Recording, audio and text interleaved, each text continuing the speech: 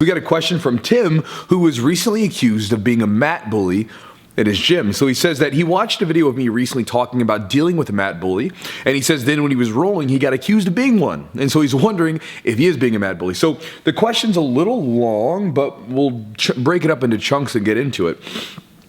So he's a white belt, and he was rolling with another white belt who's about 20 pounds lighter than he is. So he's about 150, and this other white belt's about 130, maybe 125. And he says that during the roll, they both started off kind of slow, right? They both kind of, slowly got going and worked their way up until eventually they're rolling 100%. Both of them are going really hard. And there was a point where Tim got on top, and he was in top position, and this other white belt was keeping his arms in really tight, not letting him, have any openings.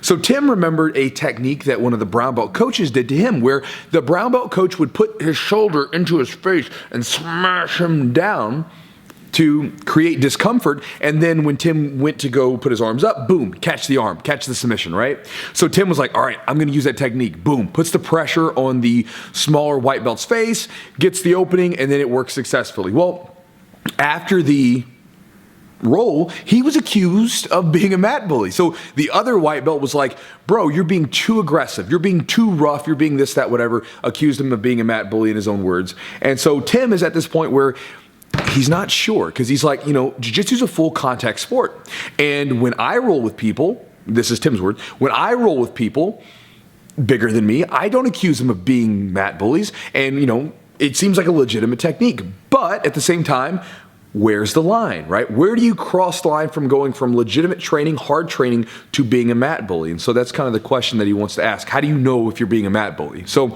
Tim, thank you for the question, brother. And I want to quickly reference that video that you talked about in the beginning, talking about, how to deal with mat bullies, because that video became really popular, and a lot of people got the wrong impression with me, thinking that I don't like to train hard, that I'm a softie, right? I got caught all kinds of random stuff in there, right? From both sides, it was funny, but I like to train hard. I mean, I'm a competitor, right? I've been competing in jiu-jitsu since I was 18 years old. And jiu-jitsu competitions represent, the most stressful thing that you can put yourself into in pure jiu-jitsu form, right? Like just pure jiu-jitsu training and competition. It's the most stressful thing you can do. I also fought mixed martial arts, which is very intense and stressful. So my techniques have to be forged in the high stress environment of hard training. So I love to train hard.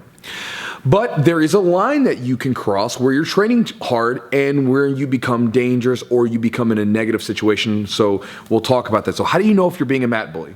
So I think the big thing that you can think about, and this is where I think about it, is where is the intention in you coming from? Where are the emotions fueling it? Where are they coming from? And the reason I say that this way is because I've been on both sides of the fence on this. When I was a white belt, I was overly aggressive. I was really rough, sometimes too much. I wasn't a bully. I didn't like to pick on people. But when I was rolling with you, I rolled, and it was all bets are off, right? I've got to win.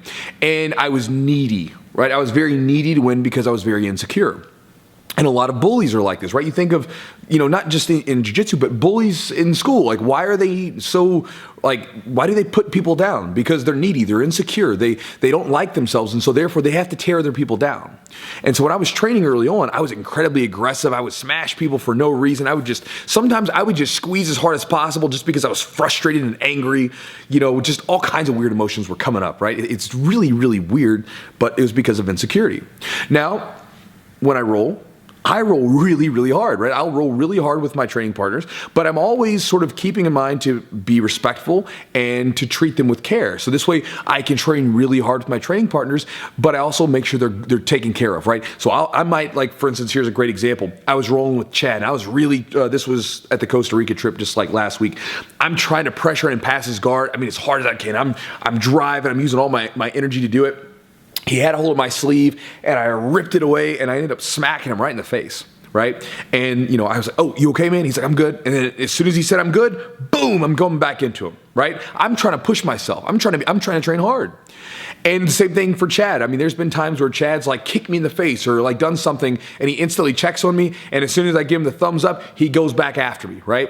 And the idea of this is when you're training, you are working on making each other uncomfortable, because one of the best skills jiu-jitsu gives us is being comfortable in the uncomfortable, right? Like in jiu-jitsu, you have to be able to have like some really heavy, strong person smashing you, bearing down on you, right? Putting that pressure on you. And then you've got to figure out a way to deal with it. You've got to figure out a way to breathe and find a way through it. And that's a valuable skill, because if you go out on the street and some guy's trying to choke you, you have to be comfortable with that normally uncomfortable situation. If you go to a competition, you've got to be able to use your techniques, and you've got to have them forged in the sort of the heat of hard training. And if you're in a situation just outside of, just in life, right, where everything seems to be like falling down on top of your shoulders and you feel this pressure, right, you got to be able to dig deep and find a way through it. And so, yeah, Tim, you're right. You have to put pressure on your training partners. You got to make them uncomfortable. The line there, to me, is where it goes from desire to push yourself and those around you, and neediness to win. So if we think of desire, we think of pushing ourselves, right? I desire to make this move work. I have a deep burning desire to push myself, to be better, to improve, all those people around me. Because as I stop their techniques, as I pass their guard, as I submit them, they then have to figure out ways to defend against these things, and thereby iron sharpens iron, and we make each other better. But then the neediness side of it, where I gotta win, I have to win, I have to beat this person, I have to tear this person down so that I feel better about myself. There's a difference, right? Where are the emotions coming from? Are you rolling with frustration, anger, insecurity, or are you rolling with this deep burning desire, this emotion of like passion to do better in this thing? Excitement to do this thing, having a good time, laying in a pool of sweat, high-fiving each other after the training's done. Which way are you going about it? If you sent me the message with 100% honesty, I would say that I think you're being completely fine, because you said you put shoulder pressure on the person's face to open up a submission to then attack the submission, right? To me, you put pressure, you created discomfort with a very particular technical aim. To me, that's 100% fine, right? The difference would have been if you put pressure on them, and as soon as the guy's arms came up to like fight, instead of like attacking the arm, you just kept putting more and more pressure on the face, or maybe you put their knee on their face and you just kept putting pressure on their face for no reason other than you just were aggressive and being mean, right? There's a difference, right? So I think that you can train really hard. You should be training hard. I think that one of the best things Jiu-Jitsu allows us to do is train our ass off, push ourselves, challenge ourselves, and then, be able to do it in a really cool, constructive way. But if you start rolling with negative emotions like anger, fear, insecurities, all kinds of negative stuff like that, or the desire to basically drive people down, that's when you got to check yourself. So, Tim, I hope this is helpful to you, brother. As far as your situation, I don't think you were, but you can ask yourself, where's it coming from in you? And that'll kind of let you know whether or not you're being, a mat bully, a gym cancer, whatever you want to call it, that guy in the gym, or if you're being completely in bounds. And obviously, also talk to your coach and see what their opinion is. So, brother, thank you for the question. Guys, I'll talk to you next time.